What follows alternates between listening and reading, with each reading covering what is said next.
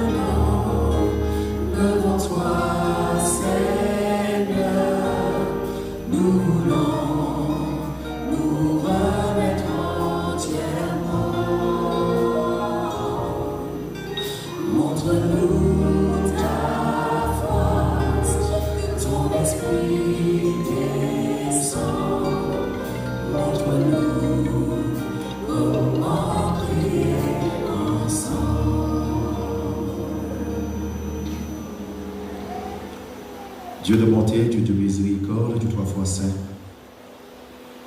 Nous sommes en ce moment agenouillés, inclinés devant toi, Saint-Père, afin de te remercier.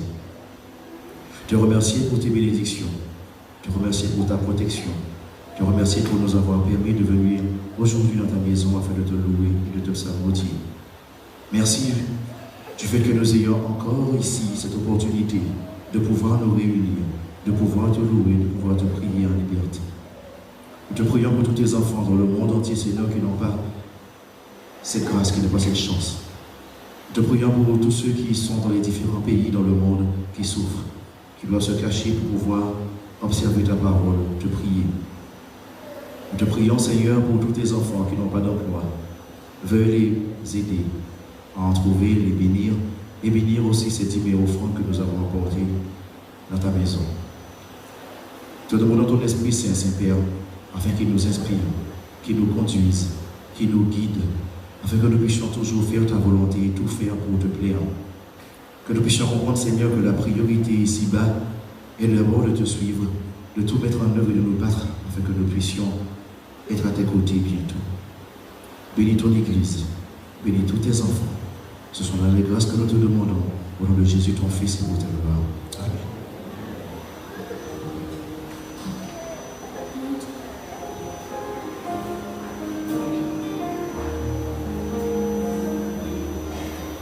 Montre-nous ta force, que ton esprit descend. Montre-nous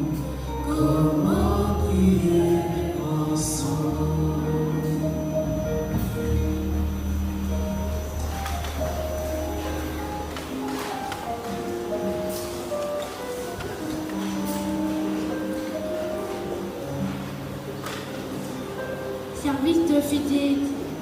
Moïse parla à toute l'assemblée des enfants d'Israël et dit, voici ce que l'Éternel a ordonné. Prenez sur ce qui vous appartient une offrande pour l'Éternel. Tout homme dont le cœur est bien disposé apportera une offrande à l'Éternel. Exode 35, versets 4 à 5.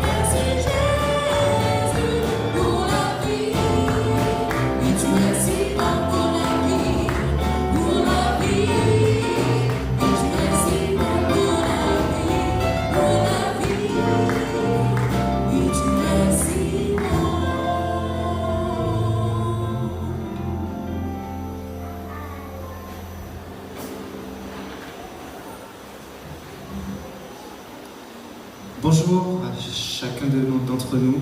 Soyons bénis d'être en ce lieu ce matin. Et je remercie les chants qui nous ont conduits et amenés dans cette adoration ce matin. Le fact-checking, savez-vous ce que c'est? J'ai découvert cette semaine que le fact-checking qu'on entend de plus en plus à nos oreilles en ce moment, eh bien, existe depuis 1995. Il s'agit en fait de personnes qui sont recrutées par l'État. Ces personnes passent un concours. Ce sont en général des scientifiques qui procèdent à des analyses financières, comptables, et qui vont analyser tous les faits, les événements, pour vérifier s'ils sont vrais ou pas. Ce sont des vérificateurs. En fin de compte, nous n'avons pas besoin d'aller vérifier nous-mêmes, ils le font à notre place. À quel moment utilises-tu ta capacité d'analyse personnelle? Nous sommes venus en ce matin, vous êtes venus rencontrer Dieu, pas écouter une personne qui parle. Vous êtes venu analyser aussi, n'est-ce pas? Tu as un exposé à faire pour ton devoir. Ton réflexe, c'est d'aller sur la toile, n'est-ce pas? Il n'y a que ça aujourd'hui. Tu vas chercher dans un moteur de recherche, peu importe lequel. C'est automatique. Tu n'as passé que 30 secondes et tu as trouvé ton information. N'est-ce pas, chers jeunes? N'est-ce pas, chers adultes, lorsque nous cherchons un restaurant, un prestataire, un fournisseur, quelqu'un qui nous fera des travaux, et que faisons-nous? Nous prenons le premier en tête de liste, n'est-ce pas? Et nous prenons forcément celui qui a payé le plus cher pour être en tête de la liste. À quel moment fais-tu preuve d'esprit critique? Paradoxalement à tout cela, aujourd'hui on t'encourage à être un prince, une princesse. Parfois même on entend même devant notre église que nous sommes des rois. Moi je suis un pauvre pécheur, je vous le dis, je parle pour moi. Auparavant, une information se trouvait en recherchant sur le terrain, en essayant de remonter à sa source. Aujourd'hui, notre environnement, presque entièrement numérique, et le danger, ce danger peut venir quand on nous propose une réalité en apparence, mais pour laquelle, au fond, nous n'avons aucune certitude de sa véracité. Alors, dans un monde où on ne sait plus quoi penser, à qui faire confiance, où la corruption est présente à chaque coin de rue, où le profit est devenu prioritaire au détriment de la vie humaine. Sais-tu que Dieu parle aux hommes? Dieu parle aux hommes à travers ses prophètes. Ces prophètes ne sont pas ces personnes qui prédisent l'avenir, ce sont les personnes qui prêchent l'évangile, qui annoncent la bonne nouvelle. As-tu pris le temps d'écouter les conseils de Dieu? Je parle du seul vrai Dieu, le Créateur, celui qui a créé le ciel, la terre, le soleil qui nous éclaire en ce matin. Tout ce qui s'y trouve sur cette terre. As-tu pris le temps d'écouter les conseils que Dieu te donne? Mets-tu en œuvre ta capacité de recherche et d'analyse? Apocalypse 13, verset 9, dans ce texte, Dieu lui-même nous dit, si quelqu'un a des oreilles, qu'il entende. Inclinons la tête et prions. Éternel, notre Dieu, gloire à toi, Seigneur, qui en ce matin, tu nous rassembles. Tu nous as préparé ce lieu à l'avance et tu prépares nos cœurs à recevoir ta parole. Nous sommes venus, Seigneur, ce matin au marché. Nous sommes venus acheter. Nous n'avons pas d'argent, mais nous voulons de toi, de l'or. Nous voulons un collier et nous voulons que tu nous revêtes. Alors, Seigneur, parle à chacun de nous par ton esprit. Au nom de Jésus. Amen. Ce matin, Dieu te demande d'écouter cette parabole qui se trouve dans Matthieu chapitre 22. Ce qui est bien avec les paraboles, c'est qu'elles sont racontées par Jésus et on n'a pas beaucoup de commentaires à faire. Ça facilite le travail de celui qui prépare le sermon. Jésus parle tout seul et nous n'avons pas besoin de faire beaucoup de commentaires dans ce qu'il nous dit. Si tu n'as pas de Bible, tu peux faire signe. Il est bien d'aller rechercher la source toi-même et ne pas attendre le résultat comme sur Internet. Mais nous allons lire quand même ensemble. Matthieu 22, c'est cette parabole qui parle du festin des noces. Nous allons la lire jusqu'au verset 14. Jésus, prenant la parole, leur parla de nouveau en parabole et il dit : Le royaume des cieux est semblable à un roi qui fit des noces pour son fils. Il envoya ses serviteurs appeler ceux qui étaient invités aux noces, mais ils ne voulurent pas venir. Il envoya encore d'autres serviteurs en disant : dites aux conviés, voici, j'ai préparé mon festin. Mes bœufs et mes bêtes grasses sont tués. Tout est prêt. Venez aux noces. Mais sans s'inquiéter de l'invitation, ils s'en allèrent, celui-ci à son champ, celui-là à son trafic. Et les autres se saisirent des serviteurs, les outragèrent et les tuèrent. Le roi fut irrité, il envoya ses troupes, fit périr ses meurtriers et brûla leur ville. Alors il dit à ses serviteurs : les noces sont prêtes, mais les conviés n'étant pas dignes. Allez donc dans les carrefours et appelez aux noces tous ceux que vous trouverez. Ses serviteurs allèrent dans les chemins, rassemblèrent tous ceux qu'ils trouvèrent, méchants et bons, et la salle des noces fut pleine de convives. Le roi entra pour voir ce qui était à table, et il aperçut là un homme qui n'avait pas revêtu un habit de noces. Il lui dit : mon ami, comment es-tu entré ici sans avoir un habit de noces ? Cet homme eut la bouche fermée. Alors le roi dit aux serviteurs : liez-lui les pieds et les mains, et jetez-le dans les ténèbres du dehors, où il y aura des pleurs et des grincements de dents, car il y a beaucoup d'appelés, mais peu d'élus.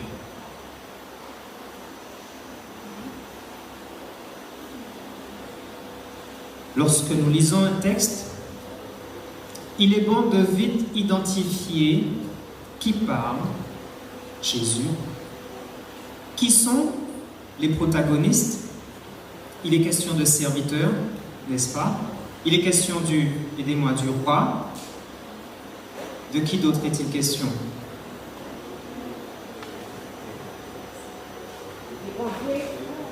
Des conviés. Qui d'autre? Des serviteurs. Je vous écoute. Nous faisons marcher notre capacité d'analyse. Du rebelle. Oui, tu peux l'appeler ainsi. Les méchants, les bons, qui d'autre encore? Il en manque. Le roi, Monique plus fort. Il y a le fils, oui, le fils aussi. Il n'apparaît pas forcément, mais il est nommé. Avons-nous nommé tout le monde? Je crois que c'est tout. Il est question de quoi dans ce texte? Du royaume des cieux. Mais il est question de festin de noces. La parole de Dieu, sa vérité symbolisée par ce festin, nous est offerte à un moment de notre vie. Nous sommes conviés au festin des noces. Est-ce que nous répondons à l'invitation ou nous sommes plus occupés à bâtir notre projet de vie? Lorsque nous sommes jeunes, nous venons à l'église, nous entendons la parole de Dieu, nous mangeons, nous trouvons ça bon, mais de suivre Dieu, le faisons-nous vraiment? Nous ne repoussons pas à plus tard, après nos projets, avoir un petit copain, une petite copine, avoir un bon travail, et puis après je prendrai le temps de me consacrer à Dieu. Tous ne pensent pas comme ça, mais chacun de nous, même adultes, nous réfléchissons des fois ainsi. Nous faisons passer nos projets avant ceux de Dieu. Nous oublions cette invitation que Dieu nous a donnée. Cette parabole, parce que Dieu, dans sa grâce, nous avertit. Et que nous dit Dieu? Il nous dit que si nous refusons cette invitation, notre place ne restera pas vide.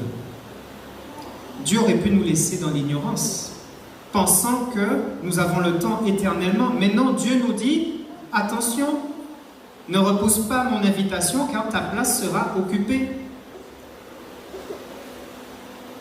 C'est le moment, parce que Dieu fait grâce encore. C'est le moment de penser à toi aujourd'hui. C'est le moment de penser à soi et à son salut individuel. Car Dieu s'adresse à moi, à chacun de nous, personnellement. Si nous lisons dans Luc, chapitre 14, au verset 23, nous lisons « Et le maître dit au serviteur, « Va dans les chemins et le long des haies, et ceux que tu trouveras, contrains-les d'entrer afin que ma maison soit remplie. Car je vous le dis, aucun de ces hommes qui avaient été invités ne goûtera de mon souper. »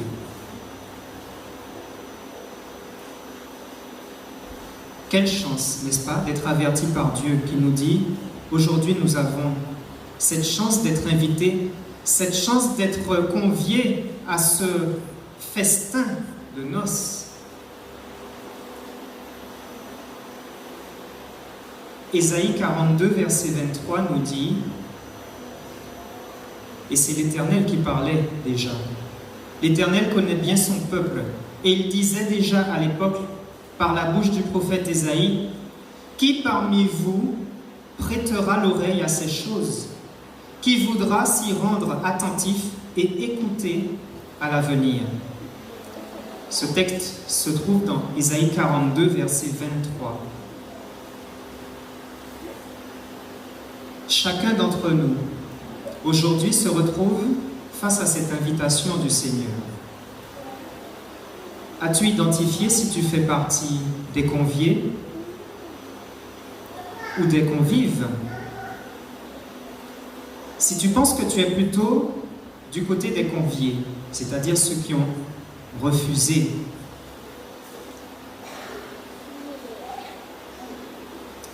eh bien, la bonne nouvelle, c'est qu'il n'est pas trop tard pour accrocher le wagon. N'oublie pas, le roi a demandé à ses serviteurs d'aller dans les rues, dans la ville, et de ramener tous ceux qui étaient dans la ville, méchants et bons. Donc si par bonheur, tu as refusé l'invitation, mais tu es encore dans la ville, les serviteurs reviennent à toi et viennent te chercher, te dire, viens, Dieu fait grâce à toi. Il te donne l'occasion de revenir. Saisis la main de ton Dieu. Le royaume des cieux, vous savez, dépasse toutes nos imaginations, toutes nos espérances. Des fois, il m'est arrivé de me dire, mais s'il n'y a pas de mer, s'il n'y a pas d'eau, mais à quel moment j'irai nager? Je nage depuis ma plus petite enfance. C'est pour moi un grand bien. Je suis resté 2 ans en autarcie, j'étais malheureux. Gloire à Dieu, j'y suis retourné cette semaine. Mais finalement, quand j'y repense même, il y aura certainement mieux que ça. Nous imaginons parfois notre bonheur en fonction de ce qui est présent autour de nous sur cette terre. Nous imaginons souvent un paradis. Le paradis, pour certains, ça peut être une belle île avec une eau bleue transparente, des cocotiers, de l'ombre. Tu souris, ouais. Je vois que tu es là-dedans.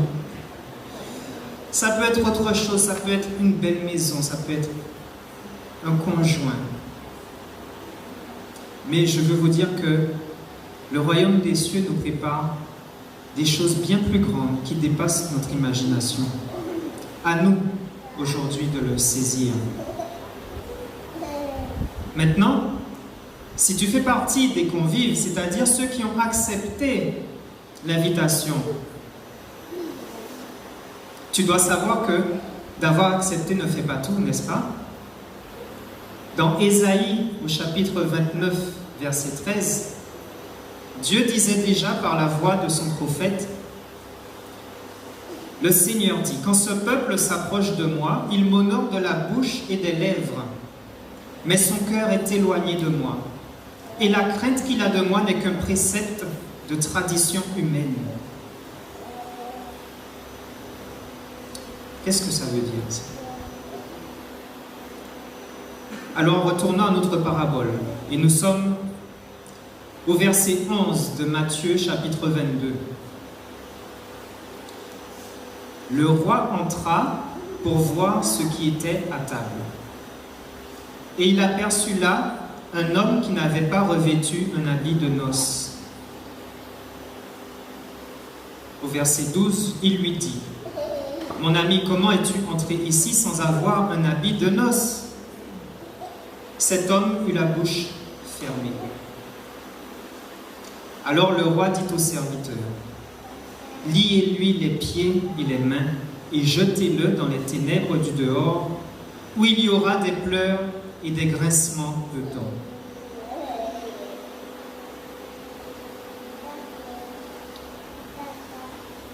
Si aujourd'hui tu participes au festin, que tu te nourris de la parole de Dieu, le Maître voit ton cœur.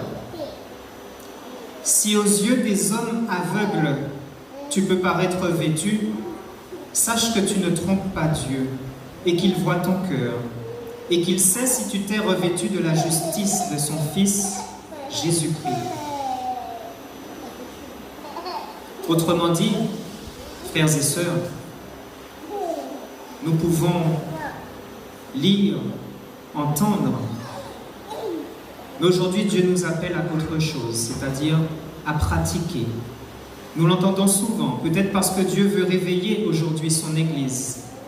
Aujourd'hui nous prions beaucoup, nous demandons beaucoup à Dieu, demandons à Dieu de faire à notre place.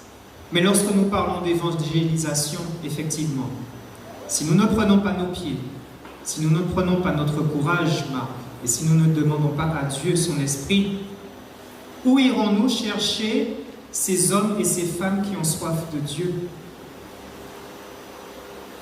Lorsque nous voyons nos amis à l'entrée de notre église, avec leur ameublement, nous sommes même tentés de demander à Dieu d'éloigner ce tracas afin que nous ayons notre tranquillité. Mais est-ce bien cela à quoi Dieu nous appelle, frères et sœurs? Dieu voit notre cœur. Il ne nous demande pas simplement de lire sa parole, mais surtout de la mettre en pratique. Si tu n'as pas compris, Dieu s'explique et la parole de Dieu parle d'elle-même dans Colossiens 3. À partir du verset 12, nous lisons ce qui est écrit. Je t'invite à chercher également dans ta Bible Colossiens 3, verset 12. Colossiens 3, à partir du verset 12.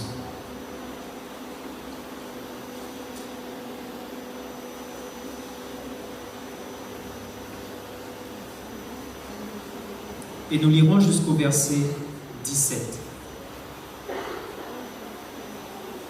Ainsi donc, comme des élus de Dieu, saints et bien-aimés,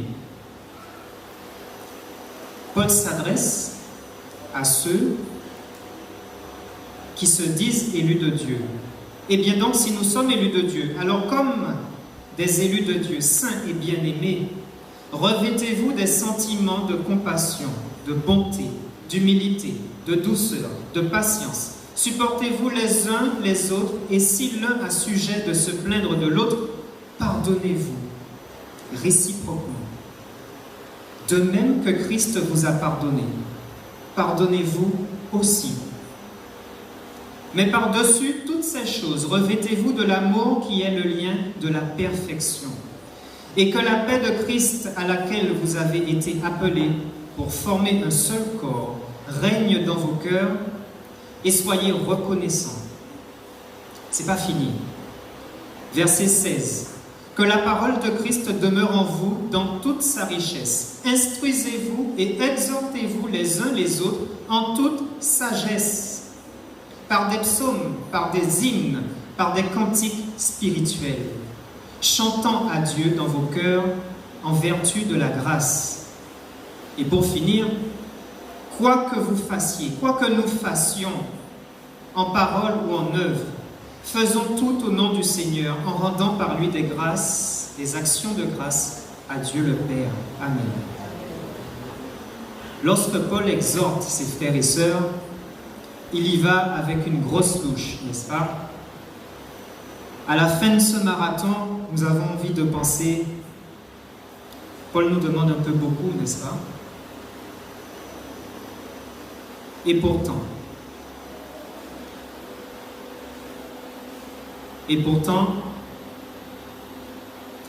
il y a un qui l'a fait avant nous.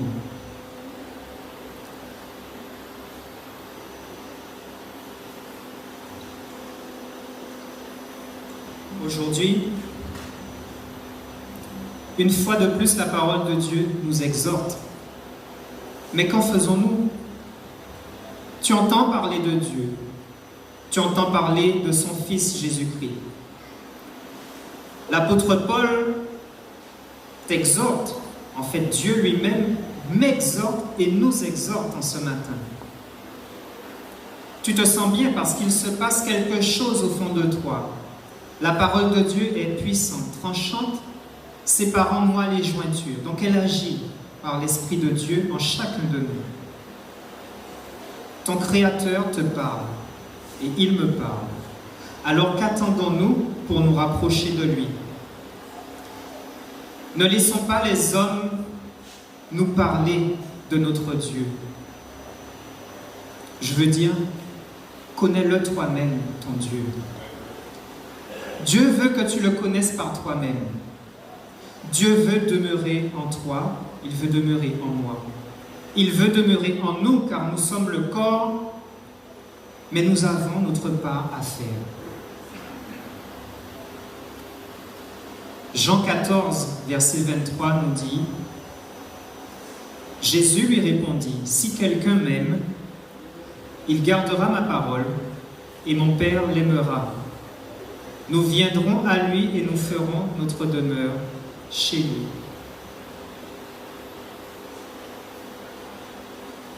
Concrètement, d'un point de vue pratique, je fais quoi? Que faisons-nous, frères et sœurs? Nous avons entendu la parole de Dieu. Dieu veut demeurer en nous. Alors que faisons-nous?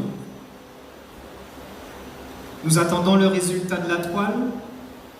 Nous sommes contents? Nous consultons? Ou alors nous passons à l'action et nous mettons en pratique ce que Dieu nous demande? 1 Jean 3, verset 16 nous aide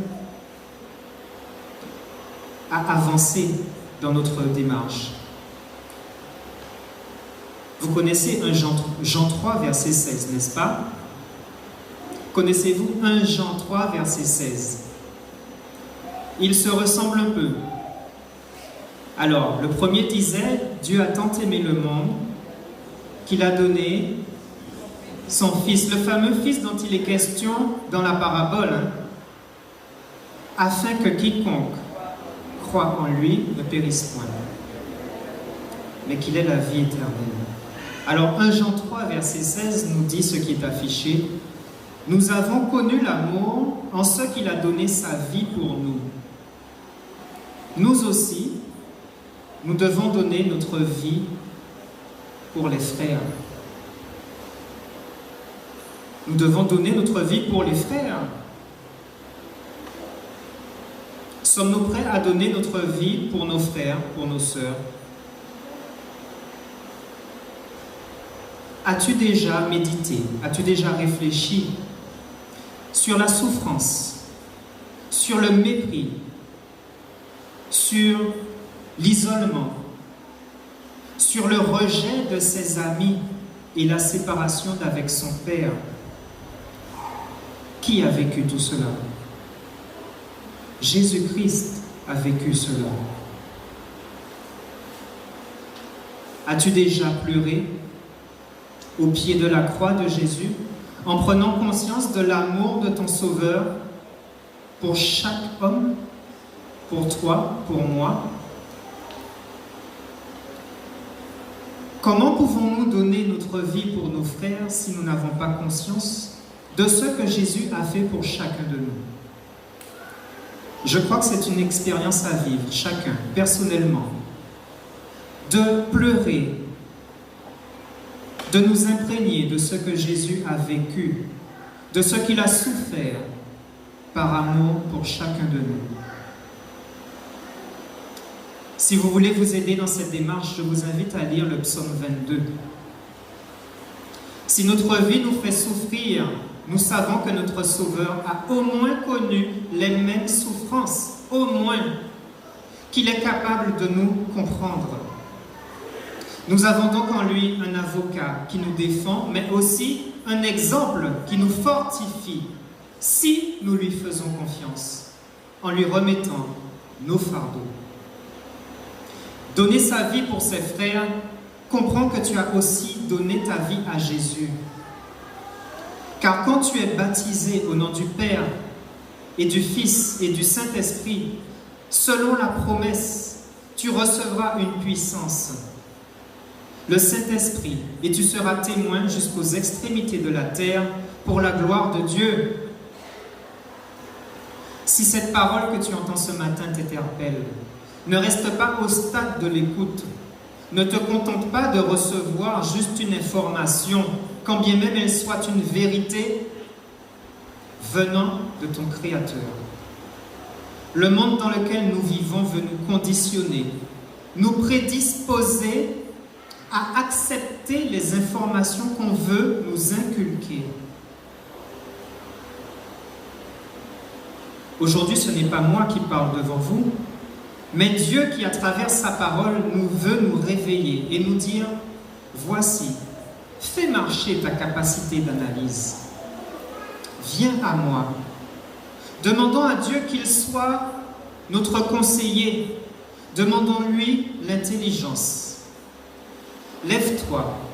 Ne subis plus ce que ce monde veut te faire croire en se cachant derrière une belle façade. Car l'ennemi, vous savez que nous sommes dans un conflit. Vous savez que chaque matin, lorsque nous nous levons avec de bonnes intentions, il y en a un qui est déjà levé. Je ne parle pas de notre Dieu. Lui, il ne dort pas. Il ne sommeille jamais.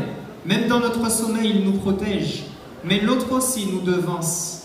Et lorsque nous partons avec de bonnes intentions, qui n'est jamais tombé alors qu'il a prié avec foi?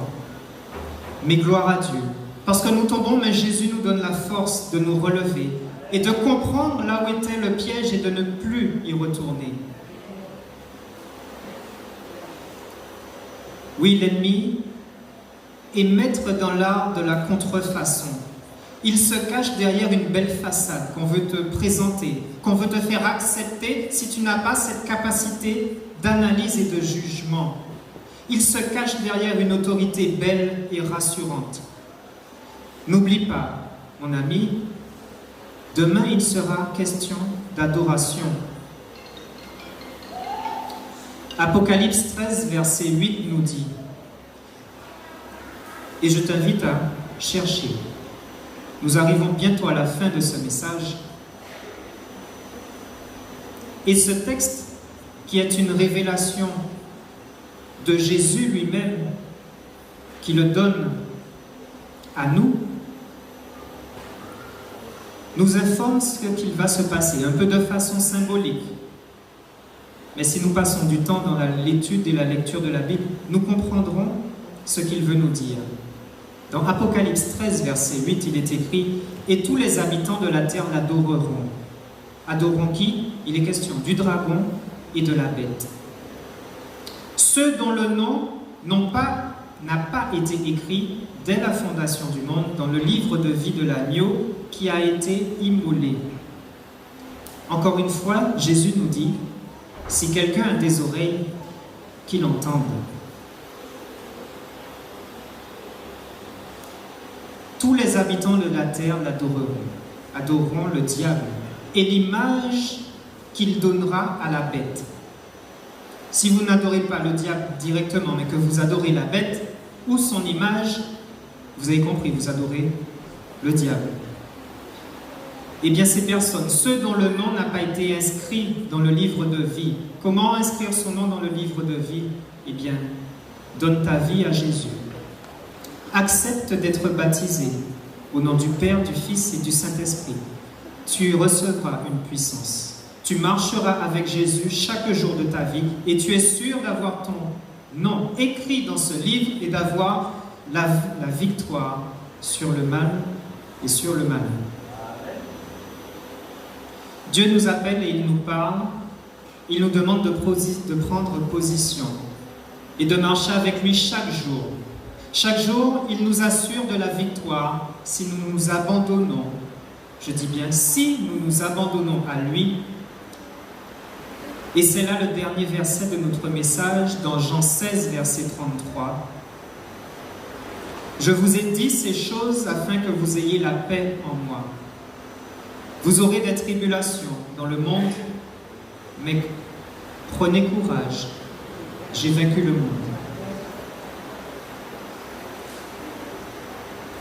Que Dieu bénisse sa parole, qu'il nous aide à être des acteurs dans la foi, dans la communion de son esprit, et que toute gloire revienne à Dieu notre Père par Jésus-Christ son Fils. Si aujourd'hui tu veux être acteur de ta vie, si aujourd'hui tu veux que Dieu t'aide dans la sagesse, dans l'intelligence, qu'il te donne le jugement, le discernement, si tu crois que Dieu te sauve, je t'invite. Tu peux ne pas croire, mais aujourd'hui Dieu te voit en ce lieu et il nous invite en ce matin à continuer dans l'adoration à travers les paroles de ce cantique que nous connaissons bien et qui nous donne l'espérance. L'espérance que nous n'y arriverons pas tout seuls, mais l'espérance que Dieu marche avec nous et qu'un jour nous aurons cette joie d'être dans son royaume.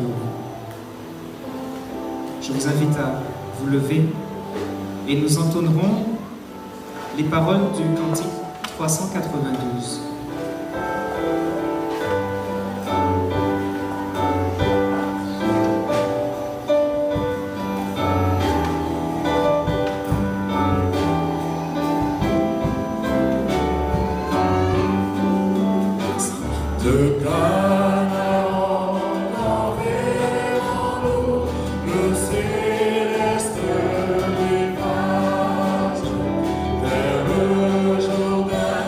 Attends